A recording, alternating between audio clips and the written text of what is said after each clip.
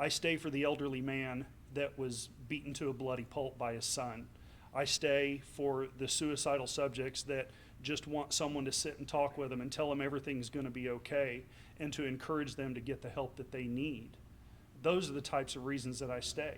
Or for the battered women that have been abused for so long, they feel they deserve the black eyes. Those are the reasons why I stay. What are you going to do to change the public perception of the program, individually? Individually, so some things that I do individually. The little goodie bags you get from the dentist when you go to get your teeth cleaned. You get the toothbrush, and you get the floss, and you get the toothpaste.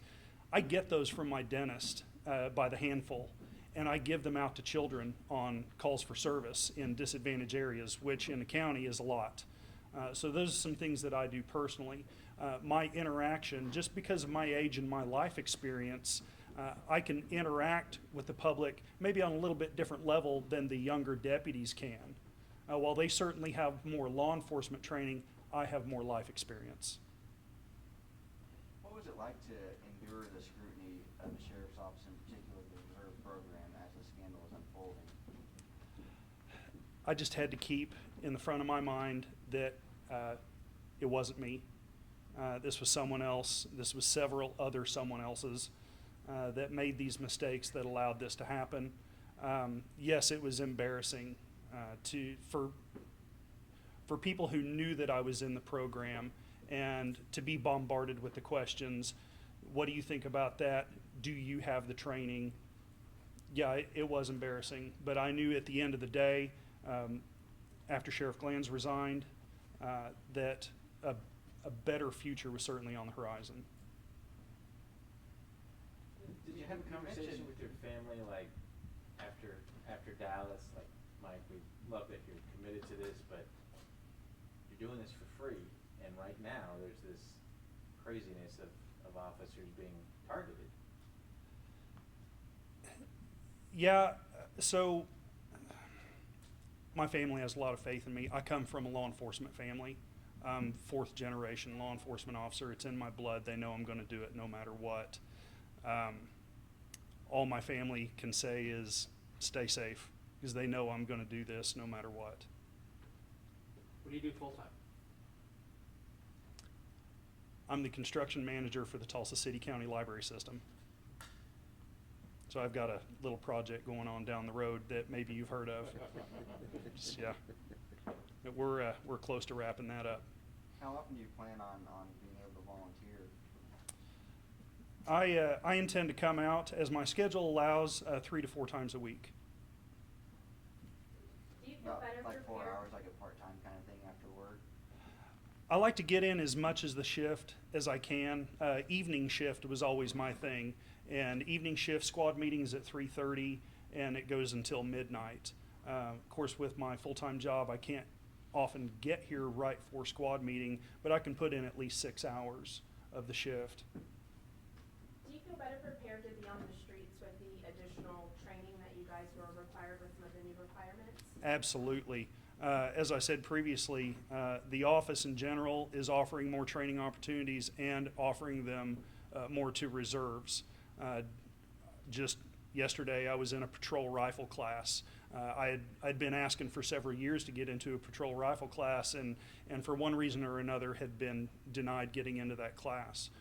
So I've taken us how to interact with sovereign citizens class that maybe previously wouldn't have been offered to reserves. So we're seeing a lot more things, a lot wider variety of training being offered to reserves, and I certainly embrace those as often as I can. So now you're always paired with someone else?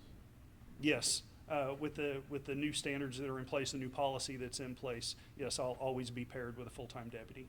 What's your age and how long have you been a reserve? When did you first start? I'm 46 years old, and I graduated the academy in 2010. Are you still allowed to drive? Yes, with a full-time deputy. What's the feeling like going forward? Just, when you finally get a chance to go out on the road, just knowing that you're part of the new regime, the new group. I wouldn't necessarily call Sheriff Regalado a regime. although my interactions with Sheriff Regalado have been very brief, they've been very positive. He's come to several reserve meetings, and he has been more than happy to answer any questions that we've had for him. We have a gym upstairs here at the sheriff's office, and I work out there several times a week and see the sheriff in there as well. And we've always had very pleasant, very positive interactions. So I wouldn't necessarily call it a regime. Leadership change. Okay. Now, please, if you would repeat the second part of your question. Just, well, How do I feel going forward? yeah, when you hit the streets. Yeah, I feel great about moving forward at this point. With the accountability at all levels, it's now a lot more apparent. Previously, a lot of full-time guys and a lot of reserves could kind of get away with things under the previous leadership, and that's just not the case anymore. Everyone is held to a much higher level now under Sheriff Regalado's leadership. Yeah, that phrase "good old boy network" was heard in the past. Did you feel that then? And with now just down to 42, we're a large chunk of 130 not there. Definitely, there was definitely a lot of good old boy system at work here in the office, among some full-times and definitely among the reserves. A lot of those people are gone now, and those of us that have stuck around, we play by the rules, and we expect everyone we work with to play by the rules as well. As a reserve deputy, what do you want to say to the citizens of Tulsa County as you head into this new chapter? I look forward to serving you in any way that I may. What would you say to some citizen out there who might be considered trying to become a reserve deputy? I would wholeheartedly encourage them to do so. This has been a life-changing experience for me. I've seen what society is capable of, and it's not pretty. But to keep a very positive face, to keep a very positive attitude on serving others. I came off of helping EMSA dig a dead girl out of a playground sandbox, and then had to go interact positively with the public. It's very hard to do. You have to dig deep a lot of times. With the right attitude, right guidance, the right leadership, and the right training, it's not hard to do. You mentioned you didn't necessarily get into this for altruistic reasons. When did that change happen? And what facilitated that? It was very soon after I started going out on the streets and helping in the patrol functions that, yeah, driving fast is not fun. Driving fast puts a lot of people at risk. I mean, we do it for a reason. We need to get someplace very quickly to help someone in need. I'm sweating right now. Even though we're in this air-conditioned room, I'm sweating. This uniform is very hot. It's very uncomfortable. Polyester doesn't breathe very well. I had to take my focus off of all of those selfish reasons and put it into serving the community. Would you say you're a better person now because of it? Absolutely. How much of the renewed training was on, making that judgment call of whether or not you use your gun?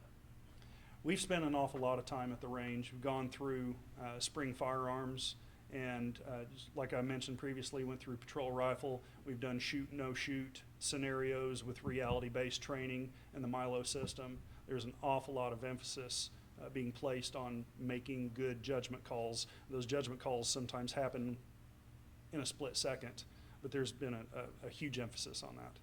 What will your new role be? I know the sheriff has mentioned that reserves aren't necessarily just going to do one thing like they used to in the past. They might work in several different areas or needs as they arise. Do you know? Right, so previously our reserves helped out in many aspects of the sheriff's office. We had some that helped out in records, some that helped the detectives, some that solely worked in the jail or solely worked in the courthouse or did hospital guard duty or worked patrol. There were actually a very small number of us that worked mainly patrol. If my supervisors ask me to help out at the jail instead of going on patrol that night, if that's where the help is needed, that's where I'll be. If I need to go sit in the hospital for 4 hours guarding an inmate, that's where I'll be, because that's what the office needs from me. With your numbers decreased, is there a certain number that you want to get back to? Are you We're gonna- happy with less or more, or what's the? Right now, we want to get this program up and running. We want to make sure that there aren't any hiccups or other things that we may need to address that we didn't during this process. And once it's moving and we've ironed out any wrinkles, then we will submit requests for people to apply to be reserves.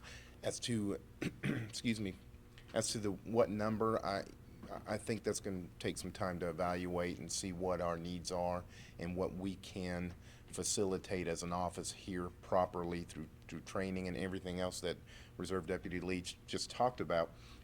We don't want to overextend to where we can't handle the numbers. So again, I couldn't give you an exact, but we will certainly evaluate and decide what's best for the office. You mentioned it was clearly a good old boys club among some reserves and some full-timers. What was that like, knowing that you were doing things the correct way, seeing this good old boys club? Like, what was that atmosphere like to work under? It was uncomfortable to work around those reserves who did receive preferential treatment or maybe weren't disciplined as harshly. It was extremely uncomfortable. I did not like working around those reserves. I did not like working around the supervisors who afforded those reserves that sort of protection, if you will.